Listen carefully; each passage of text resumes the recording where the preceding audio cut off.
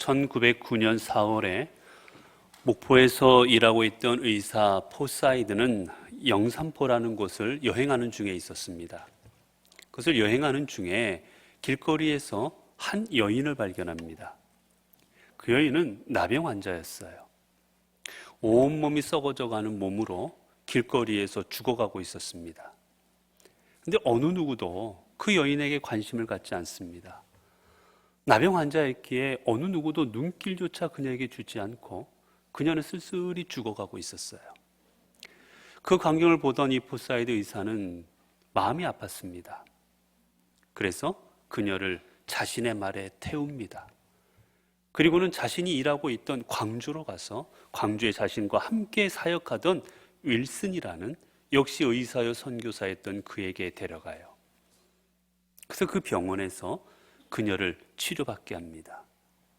생이 얼마 남지 않았지만 그녀는 그곳에서 나병을 치료받고 그리고 따뜻한 온돌에서 그를 지내면서 마지막 인생을 마치게 됩니다. 나병 환자였던 그녀가 병원에서 치료를 받았다라는 소문이 이제 온 나라에 퍼지기 시작합니다.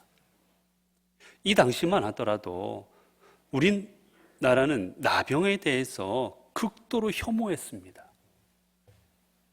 그 모습이 흉측하였기에, 온몸이 썩어 들어가는 흉측하였기에 사람들이 혐오했어요. 그리고 전염된다라고 생각을 했습니다. 그래서 가까이 하지 않으려 했고 멀리 떨어져서 따로 생활하게 했고, 그런 사람들이 병원에서 치료받는다라는 건 감히 상상할 수도 없는 일이었습니다. 그런데 서양의 선교사들이 그들을 치료하는 거예요. 방방곡곡에서 사람들이 몰려들기 시작합니다.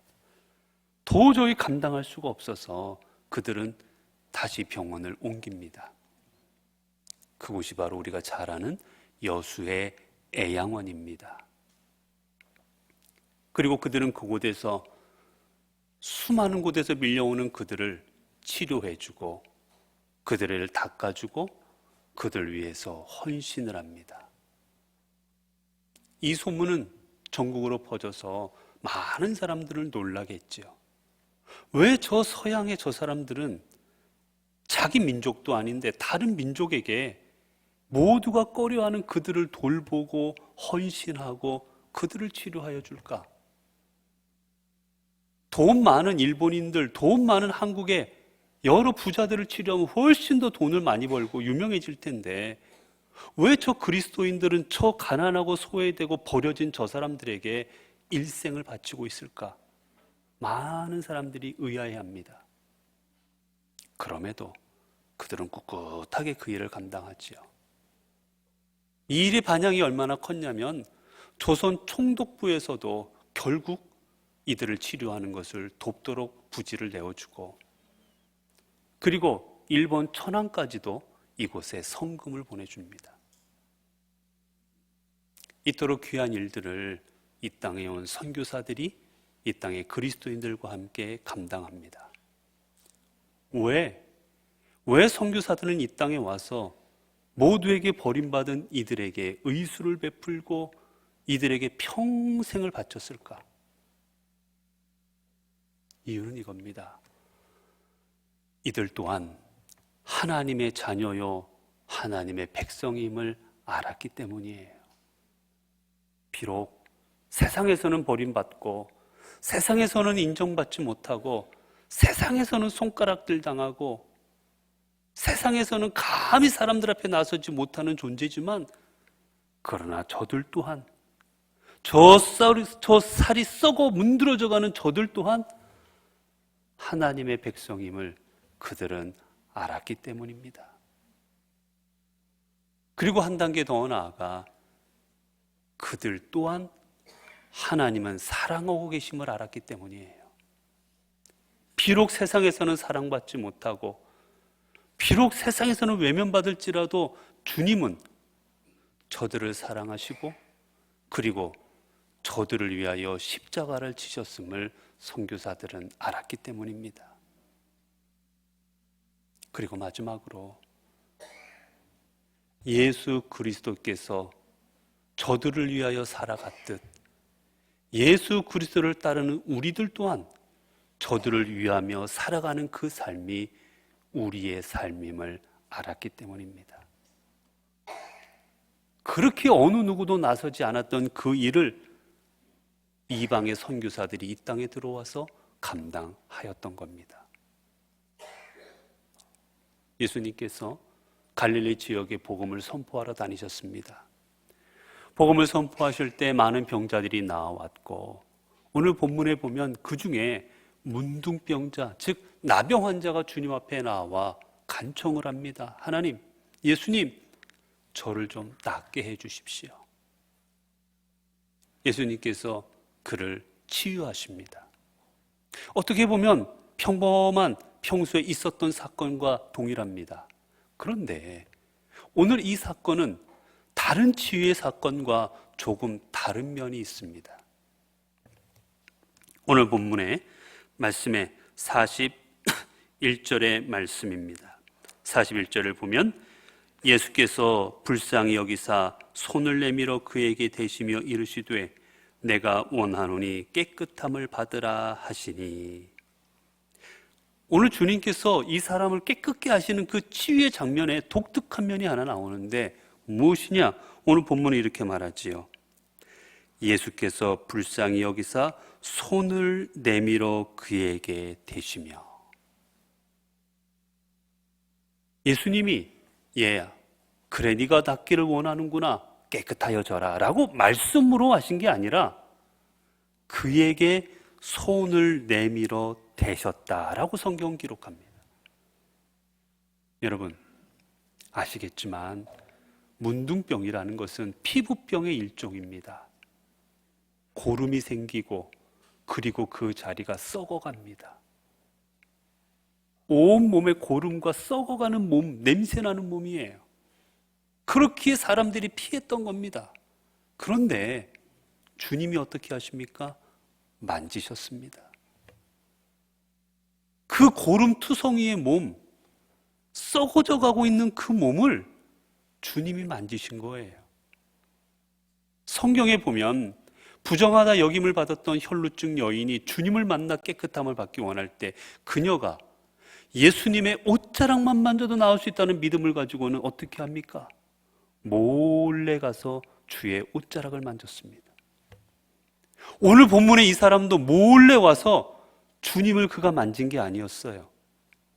주님이 손수 그를 만지신 겁니다.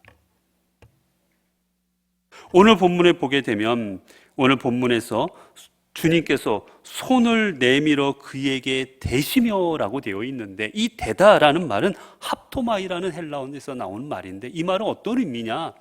여러분 그냥 우리가 이렇게 쓱 만지는 게 아니에요. 이 말의 뜻은 꽉 붙잡다, 껴안다. 내가 누군가를 꽉 붙잡고 껴안고 가까이 하는 것, 그게 바로 이 대다라는 말의 원 의미입니다. 예수님께서 이 사람을 살짝 그냥 이렇게 어루만진 게 아니라 이 사람의 손을 꽉 손으로 붙잡으신 겁니다. 손을 내밀어서 그 사람의 몸을 붙잡으시고 그리고 그에게 말씀하시는 거예요. 여러분 이 시대도 여러분 상상할 수 없는 일입니다. 이 시대 율법적으로도 이 나병 환자들은 부정한 존재라 여겨졌기 때문에 만지면 안 됐습니다. 모든 사람들이 도망다니고 피해 다니던 사람입니다. 그런데 만지십니다. 여러분 왜 만지셨겠어요? 예수님이 능력이 없어서? 예수님이 만져서 안수해야만 나아서 만지셨습니까? 아닙니다. 예수님께도 직접 백부장의 하인이 병에 걸렸을 때 백부장이 주님 앞에 나옵니다. 그리고 많은 사람들이 이야기합니다. 예수님, 이 사람은 우리에게 참 우리 로마 사람이지만 우리 유대인들에게 좋은 일을 많이 하고 있는 사람입니다. 이 사람의 기도, 이 사람의 청을 좀 들어주세요. 그 사람의 하인이 병에 걸렸을 때 그 집에 가시고자 할 때 백부장이 말합니다. 주여, 내 휘하도 하인들이 있으면 내가 말하면 듣는데 주님께서 말씀하시는데 어찌 병이 안 나올 수 있겠습니까? 말씀만 하셔도 나을 줄로 믿습니다. 그리고 주님이 말씀하실 때 즉시 그 병이 떠나갑니다. 예수 그리스도는 능력의 주님이시기에 말씀 한마디면 병이 떠나갔고 귀신이 떠나갔고 불던 바람과 파도가 잔잔해졌습니다. 그게 주능력의 주님이었어요. 말씀으로 모든 걸 하실 수 있었습니다. 실제로 주님이 병을 고치실 때도 말씀으로 병을 고치신 게 태반입니다. 그런데 오늘 본문에서는 주님께서 친히 썩어져 가고 있는 그의 몸에 손을 대셨습니다. 그리고 붙잡으셨습니다. 내가 원하노니 깨끗함을 받아라. 왜 주님께서 이렇게 파격적인 행동을 하셨을까?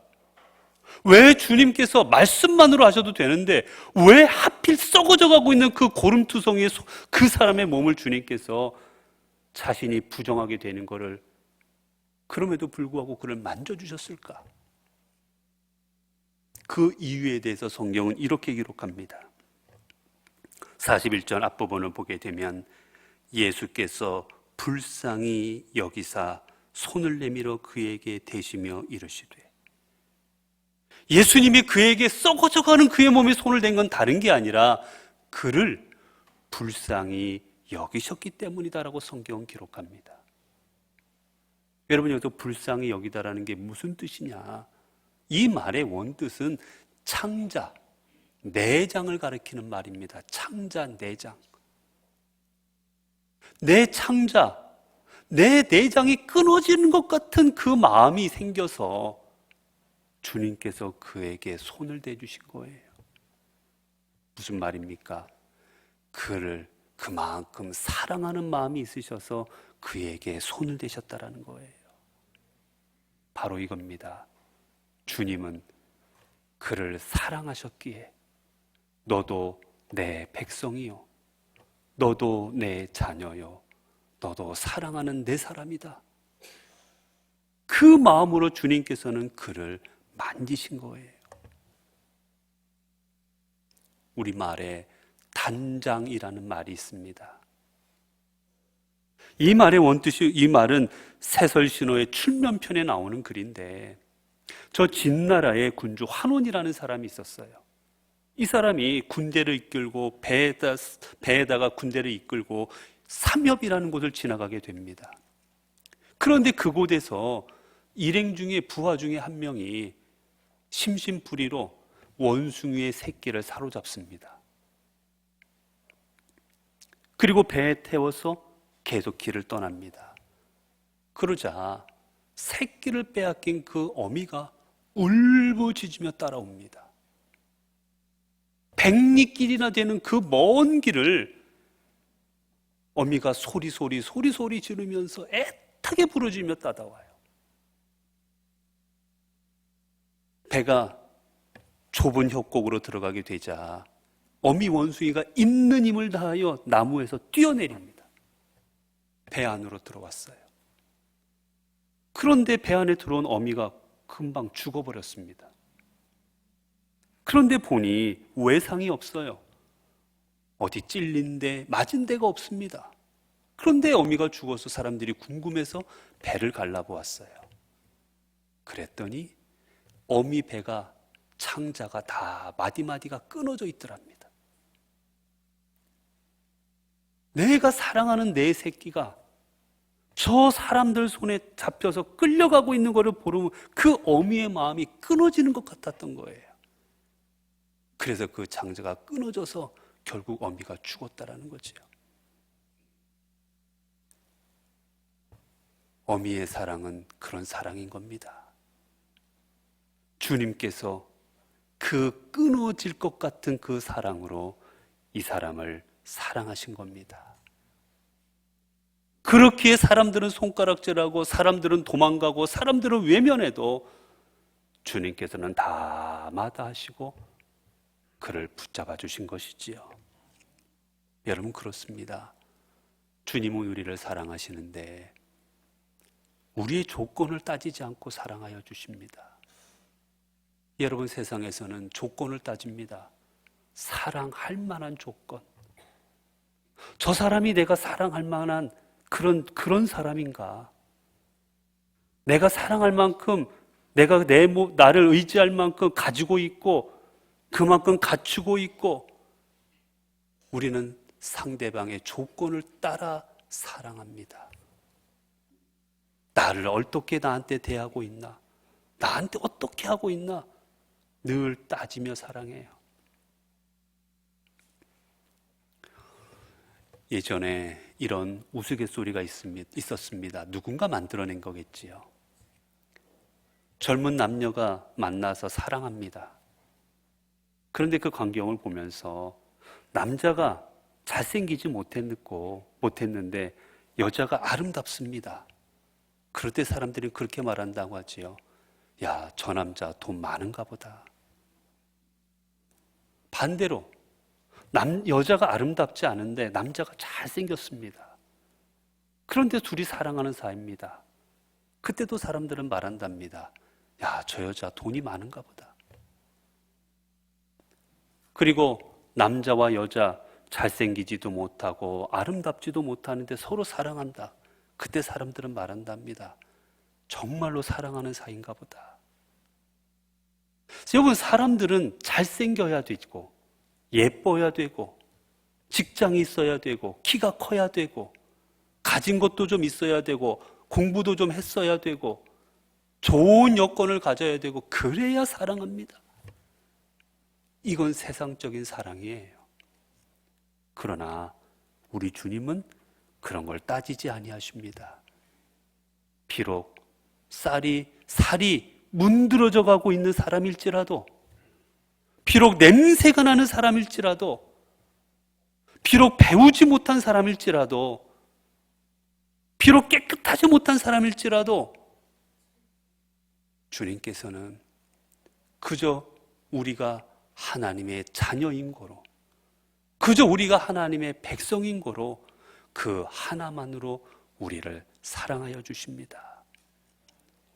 여러분, 그리고 그 사랑으로 우리를 위하여 십자가를 지신 겁니다. 여러분, 우리가 과연 십자가의 사랑을 받을 만했습니까? 여러분, 하나님을 원망하지 않으셨어요? 하나님 앞에 불평불만하지 않으셨습니까? 정말 하나님 앞에 받을 만큼 헌신하고 살아가셨습니까? 정말 하나님 앞에 구원받을 만큼 그만큼 하나님 앞에 온전히 삶을 바치시고 살아가셨습니까? 우리는 그렇지 못합니다. 그럼에도 불구하고 주님은 우리를 위하여 십자가를 지셨습니다. 그리고 믿는 모든 사람들을 구원을 받을 수 있도록 길을 열어 주셨지요. 이게 바로 주님의 사랑입니다. 여러분들, 주님의 사랑은 어떤 사랑입니까? 주님의 사랑은 세상의 무엇으로도 끊을 수 없는 사랑이었습니다. 여러분, 오늘 이 문득병자는 세상으로부터 끊어진 사람입니다. 집에서도 쫓겨났고 마을에서도 쫓겨났고 세상으로부터 격리된 사람이었어요. 사람들의 사랑으로부터 철저하게 끊어진 사람입니다. 율법적으로도 그랬습니다. 종교적으로도 그랬습니다. 문화적으로도 그랬습니다. 무엇으로도 이 사람은 사랑받을 수 있는 사람이 아니었습니다. 아니요, 저주받은 사람이라고 생각했습니다. 하나님의 심판받은 사람이라고 생각했습니다. 도리어 저 사람을 가까이 하지 않는 것이 하나님의 뜻이라고 생각했습니다. 철저하게 하나님의 사랑으로부터 끊어진 사람이라고 생각했어요. 그러나 그 사람을 주님은 사랑하셨습니다. 주님의 사랑은 율법으로도, 주님의 사랑은 종교적으로도, 주님의 사랑은 문화적으로도 가로막을 수도 없었고 끊을 수도 없었던 거예요. 여러분, 그렇게 사도 바울은 로마서를 통해서 로마서 8장 35절에서 39절의 말씀을 통해 우리에게 이렇게 고백합니다. 누가 우리를 그리스도의 사랑에서 끊으리요? 환난이나 곤고나 박해나 기근이나 적신이나 위험이나 칼이랴. 기록된 바 우리가 종일 주를 위하여 죽임을 당하게 되며 도살당할 양같이 여김을 받았나이다 함과 같으니라. 그러나 이 모든 일에 우리를 사랑하시는 이로 말미암아 우리가 넉넉히 이기느니라. 내가 확신하노니 사망이나 생명이나 천사들이나 권세자들이나 현재일이나 장래일이나 능력이나 높음이나 기품이나 다른 어떤 피조물이라도 우리를 우리 주 그리스도 예수 안에 있는 하나님의 사랑에서 끊을 수 없으리라. 여러분, 주님께서는 이 사랑으로 오늘 우리를 사랑하고 계십니다. 세상의 그 어떤 것으로도, 세상의 그 어떤 존재로도, 어떤 힘으로도 결코 끊을 수 없는 이 사랑으로 주님은 나병 환자를 사랑하셨고, 그리고 오늘 주 앞에 나온 우리들을 사랑하여 주고 계십니다. 여러분, 그렇다면 오늘 우리는 어떻게 살아가야 되겠습니까? 우리의 삶을 어떻게 살아가야 되겠습니까? 우리의 삶은 이 사랑을 기억하고 우리 또한 이 사랑의 도구로 살아가야 되지 않겠습니까? 1934년 6월 26일 전라남도 광주에서 최초로 사회장이라는 장례식이 있었습니다.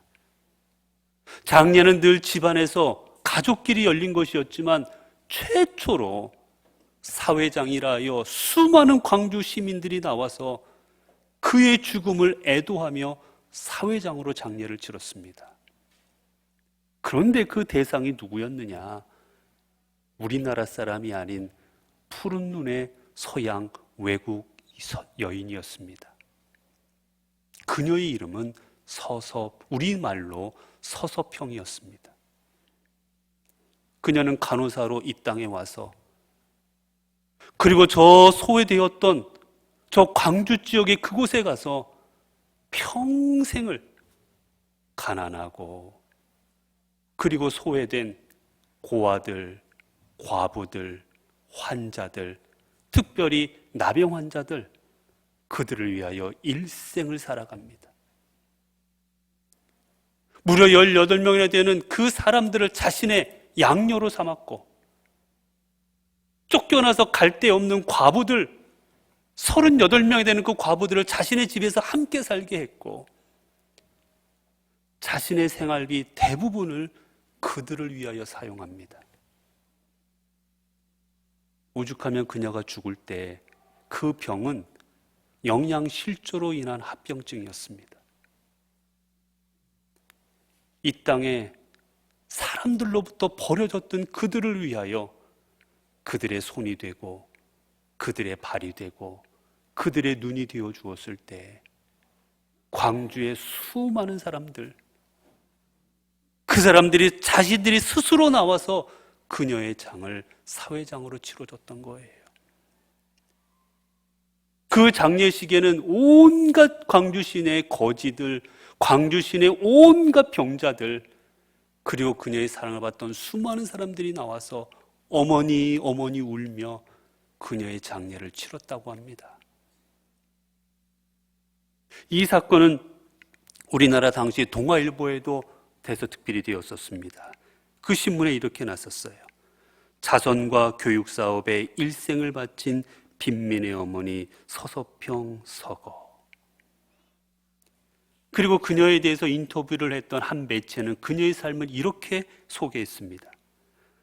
사랑스럽지 못한 자를 사랑스러운 존재로 만들고, 거칠고 깨진 존재를 유익하고 아름다움을 지닌 그리스도인으로서 단련된 생명체로 만들고자 했던 서서평의 열정. 그렇게 그녀는 단지 믿는 그리스도인들 뿐만이 아니라 믿지 않았던 수많은 사람들에게도 그리스도인의 삶이 무엇인지, 예수 그리스도의 그 십자가의 은혜가 무엇인지, 하나님의 사랑이 어떤 것인지를 많은 사람들에게 보여주는 그런 삶이 될 수 있었던 겁니다. 사랑하는 성도 여러분, 주님께서는 모든 사람들이 외면했던 그 나병 환자를 위하여 손을 내미셨고, 그리고 썩어져 가고 있던 그를 붙잡아 주셨습니다. 그리고 그 끊을 수 없는 사랑, 그 조건 없는 사랑으로 그를 깨끗게 하여 주셨습니다. 오늘 주님께서는 이 사랑으로 우리를 사랑하고 계십니다. 오늘 주님은 이 사랑으로 여러분을 붙들고 계십니다. 오늘 주님은 이 사랑으로 여러분의 삶을 세우고 계십니다. 사랑하는 성도 여러분, 이제 이 한없는 하나님의 사랑을 의지하지 않으시겠습니까? 이제 여러분의 삶을 이 하나님 앞에 내어놓지 않으시겠습니까? 그리고 더 나아가 여러분 또한 이 주님의 사랑받은 자로서 하나님의 도구로 살아가지 않으시렵니까? 우리가 이러한 삶을 살아가게 될 때 하나님께서는 여러분의 삶을 믿음의 삶으로 세워주실 것이고, 여러분의 삶을 진리와 생명이 충만한 은혜가 있는 그런 삶으로 여러분의 삶을 새롭게 하여 주실 것입니다. 기도하겠습니다. 은혜로우신 하나님, 주님께서 이 땅에 오셔서 이 땅에 외면받고 이 땅에 사람들로부터 손가락질을 당하던 그 누구도 가까이 하지 않으려 했던 그 나병 환자를 위해 손을 내미셨고, 그 냄새나는 몸, 그 더럽혀진 몸을 붙잡아 주셨습니다. 오늘 우리가 그럴듯하게 살아가고 있는 것 같지만 냄새나고 더럽고 악하고 추한 존재인 줄로 믿습니다. 외면으로는 보이지 않아도 우리의 내면으로부터 나병 환자처럼 썩어져 가고 있는 게 우리의 삶입니다.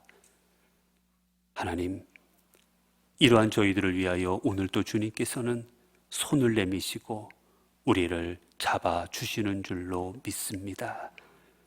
오늘 이러한 썩어져가는 우리들을 위하여 십자가를 지셨고 우리와 함께하여 주시는 줄로 믿습니다. 하나님, 이 사랑을 깨닫고 살아가게 하옵소서. 그리고 이 사랑을 깨닫는 저희들, 깨달음뿐만이 아니라 또한 우리도 하나님의 사랑의 도구가 되어서 세상에 하나님의 사랑과 은혜와 십자가를 전하는 귀한 삶 이루게 하옵소서. 우리 주 예수 그리스도 이름으로 기도드리옵나이다.